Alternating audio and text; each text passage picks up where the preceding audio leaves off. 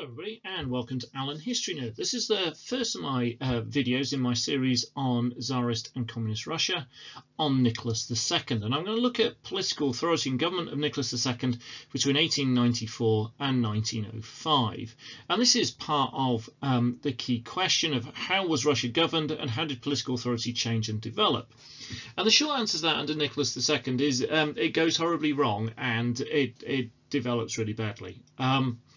So Nicholas II's reign is a fairly disastrous one, and it doesn't even get off to a particularly good start, as we're going to see in today's videos. So this is going to be a continuation of my series. I'm looking to cover the whole of the Tsarist and Communist Russia spec, going from 1851 through to 1964. It's going to take me a while, so you should find videos on my playlist on my channel for all the stuff on Alexander II and Alexander III, and this is the starting point of Nicholas, and then we'll go through Nicholas and through the Russian Revolution and then on to Lenin and Stalin and Khrushchev. Right. So the big question was, how was Russia governed and how did political authority change and develop? So I said in the bullet point in the AQA specification that we're looking at is political authority, government and the Tsar, Nicholas II as a ruler. And that's the bit we're going to concentrate on this video. We're going to look at political developments up to 1914, the 1905 revolution and the Duma government. I'm going to look at in videos that will follow on from this one. Nicholas as a ruler, well, Nicholas was not the natural autocrat that his father was. If you remember the image of Alexander III, this gigantic, powerful man who could bend iron bars, crush rubles in his hand and rip the top off railway carriages to get his family out, well, that's not Nicholas. If we think about Alexander II, this guy who swaps from repression to reform, but he has some kind of concept of the need for change and the balance between his authority and what could be achieved. So he had a degree of kind of political shrewdness and understanding. That's not Nicholas either. So he's not the same imposing figure as his dad. He's not got the political the political skills really of his grandfather. He was small, shy and unassertive. In fact, he was given the nickname Girly by his dad, who was seemingly really unimpressed with his son. I mean, all of this, we can start building quite a picture of poor little Nicholas, and that he seems almost doomed to failure right from the beginning. Now, we have to be careful a bit with this in terms of the use of hindsight, because obviously he is the Romanov who ends the 300 years of rule, and so we might read in too much on this, but there is actually quite a lot of strong evidence that this was going to go very badly wrong right from the start. Nicholas was dominated first of all by his mother and then by his wife Tsarina Alexandra. He seems far more comfortable as living a quiet family life and being a family. He has a huge number of kids and seems to be quite a devoted dad, and that he seems to be more suited to than as an autocrat in charge of an enormous empire. Now it's clear that even Nicholas II didn't have faith in himself. At the time of his father's death, he's reported to have said, "What is going to happen to me in all of Russia? I am not prepared to be Tsar. I never wanted to become one. I know nothing of the business of ruling." So if that's his own view, then things look pretty bad. I mean, you would hope at that point that he would just find himself a good set of advisors and get them to run the country for him. But he's been brought up with this whole idea of autocracy, and that although he deep down, or not even necessarily deep down, he fundamentally believes he's incapable. He believes that he has to do it, and he can't show any weakness. No, he's not quite the idiot that his father thought him to be. I mean, he had an excellent memory, he had great manners, we're told. He spoke several different languages, but he was not what I would call a doer.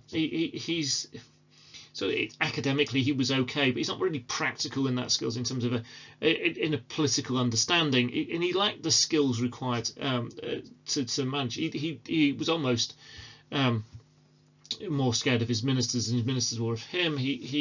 But then he would ignore advice and make decisions. He wasn't cut out for this. And perhaps that worry about his own weakness made him determined to be a strong ruler like his dad. I mean, and we've seen that Alexander III had many problems and caused a huge amount of resentment and opposition. So he decided he was going to make no concessions. He was going to maintain autocracy. And behind him, we've got Pogodanovstev, who we've met before, the Black Tsar, this guy behind who's pulling all the strings. And he was keen in instilling these ideas in the young Nicholas. And so, again, he's very much a product of his upbringing. He's a product of his father and the way that his father thought of him.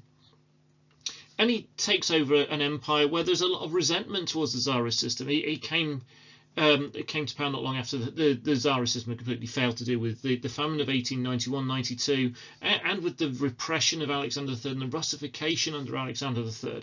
And so this is not a great time for a guy who's completely underconfident and really not cut out for the job to take over ruling Russia, especially with all the stuff that's going on with modernization and the changing world and all the rest of that. Now, as I said, his reign gets off to a really, really bad start. I mean, it was known as the Kadonkis tragedy. Now, at the coronation of him and his wife, as emperor and empress in 1896, there were about 500,000 people that had gathered on Kadonka Field.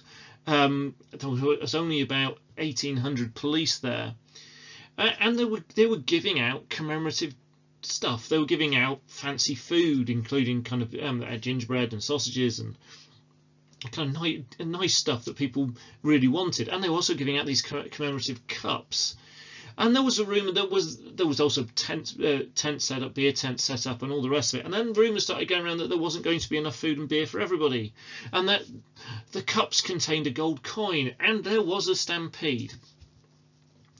Now, it all sounds like it all sounds at that stage like it's not a huge thing, that it's just people desperate to get hold of this free stuff, but it ends in terrible tragedy. There was almost 1,400 people dead and almost the same number again quite badly injured.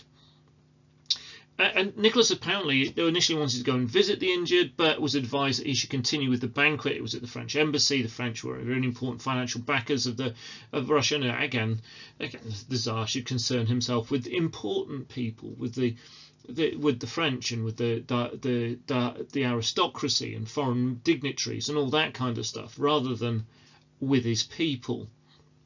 So it's only later he visited the injured. By then, again, there's a really strong impression that this Tsar, Nicholas II, doesn't really care about ordinary people, and this becomes quite widely held. And even though he gives money to the families of the dead and did visit the injured, he can't really get rid of that impression. He continues with Russification and repression. And these policies were unpopular with his dad, and they continue to be unpopular under him.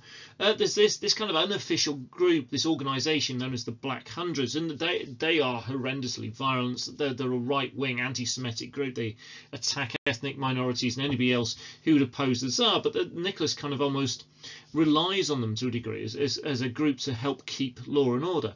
Again, this is going to feed into opposition, and opposition ideas is something that we'll look at in more detail in later videos. He's got the Okhrana still, the secret police, and they continue to use repressive force, particularly when there was open opposition. There's a good example of this in 1901, when mounted Cossacks attacked a crowd of students in St. Petersburg. They killed 13 students.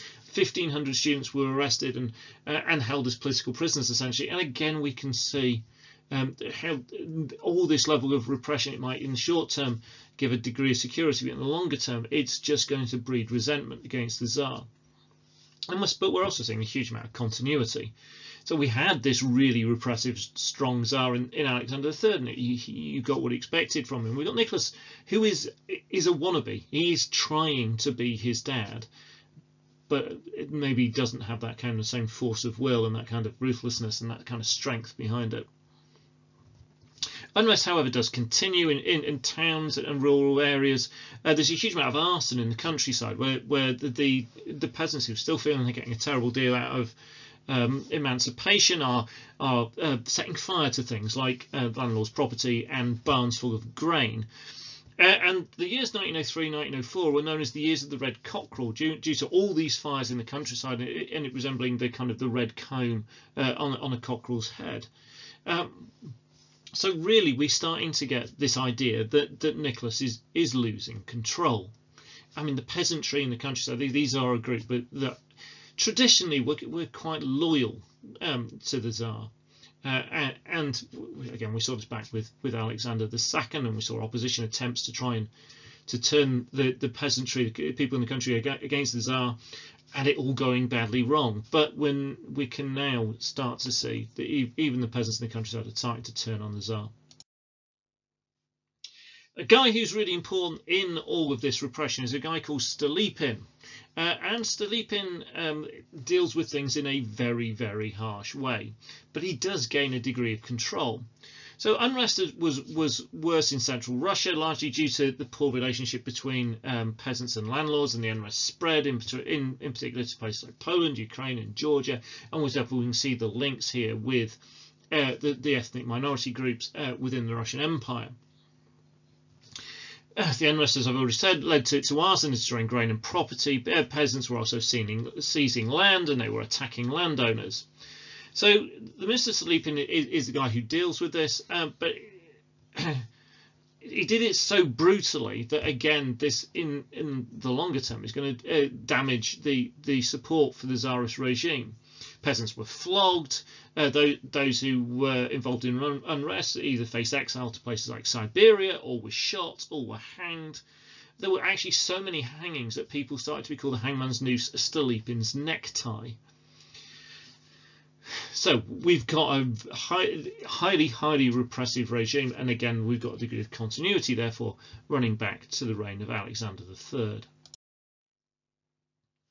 There is also industrial unrest. Now, again, maybe less of a surprise. You'd expect as people are crammed into towns and cities in terrible conditions, we'd expect a bit of unrest. And there was this series of illegal trade unions that were being set up. We saw 17,000 strikes in 1894, but it was 90,000 in 1904. So in those 10 years, we are seeing real change. There were often violent clashes between strikers and armed police, including at the Ubakov factory in 1901. Moscow's chief of the Okhrana, a guy called Zubotov, actually decided to come up with a kind of a solution for this. Instead of setting up his own unions in 1900, they had the support of the police and the approval of the Governor General. And this was an attempt to calm things down, and it's often referred to as police socialism. Now, Zubotov's unions lasted till about 1903, when Zubotov was sacked and exiled after one of the unions that he'd created joined a general strike in Odessa. So we are seeing attempts to govern and manage it in different ways, and we can see this running through the system. In 1904, there's a guy called Father Gapon who's going to be really important in the story going into 1905. And he set up a similar union in St. Petersburg with the approval of the Internal Affairs Minister Plev and the church. I mean, Gapon was a Russian Orthodox priest. And now these unions soon had 8,000 members, and they played a really significant role in 1905. And so this, to a degree, is a continuation of this idea of police socialism, though not under the original guise that Zubotov set them up under. Plev, again, is associated with a lot of the repression. In 1904, he was assassinated, and the crowds in Warsaw in Poland actually went out and celebrated on the streets. Again, this is a really bad sign. This is a sign that the Tsarist regime is losing control. Another really important event at this point in time is the Russo-Japanese War. Now, Nicholas considered the Japanese to be an inferior race. He was highly racist towards Japan, following experience he'd had when visiting the Far East back in 1891, when one of the Japanese police escort had actually tried to kill him with a sabre, leaving him with a scar on his forehead. The Japanese were really worried at this point that this could potentially lead to war. And again, it didn't, and things were calmed down, but it left left Nicholas with a long-standing dislike of the Japanese. So in 1904, Plev very easily convinced Nicholas to go to war with Japan following the Japanese shelling of Port Arthur in Manchuria. And it was hoped that kind of an anti-Japanese patriotism across Russia, the Russian Empire, would distract from the internal opposition, but that failed. The running of this war 6,000 miles from the capital was a complete disaster. I mean, a famous example, at one point, soldiers desperate for ammunition and weapons and food. Instead, the train finally arrived, and it was a cargo of icons of the Tsar and other religious icons. Not particularly useful on the battlefield, not particularly nourishing food. The war was a complete and utter disaster. So the Russians were beaten on land at Mukden, at Liaoyang, and at Port Arthur. However, the most decisive battle came at sea, when the Russian fleet, basically having sailed halfway around the world from the Baltic Sea to Japan, was blown out of the water in a matter of a few hours at Toshishima. Russians' hope of an easy and popular victory were essentially at this point in absolute tatters. The Russians, in particular Nicholas, had underestimated the strength of the Japanese military, both on land and at sea. The Russians had to move and supply their army via the Trans-Siberian Railway, which was single track, so you couldn't have supplies going and stuff coming back empty at the same time. It was just terribly done. And it wasn't actually even wholly complete, actually, the whole thing logistically, the whole idea of it was an absolute disaster. Japan was a rapidly modernizing industrial power and military, and the Russians just were completely outmatched. And this is really something that Nicholas should have avoided whilst he had all these internal problems at home. So the idea that this was going to be a sticking plaster that was going to make everything better, it just didn't. It made things a whole lot worse. Right, I'm going to record a follow-up video to this that looks at the events of 1905, because the Russo-Japanese War is going to lead us into the 1905 revolution and events like Bloody Sunday. And so I'm going to do a separate video on that because there's an awful lot to cover in it, and then I will also then continue on to look at the rest of stuff in terms of political change in government leading through from 1905 through to 1914 in a separate video again. Right, I hope that's been really useful for you. If it has, then please hit like, please share with other people you think might find it helpful. And if you haven't done so already, and subscribe. There's plenty on this playlist on Russian history. There's also loads on my channel on A-level politics and other history units. Hopefully lots of stuff to keep you interested. Subscribe, and as I add more, you will get notifications. Thank you very much again for watching.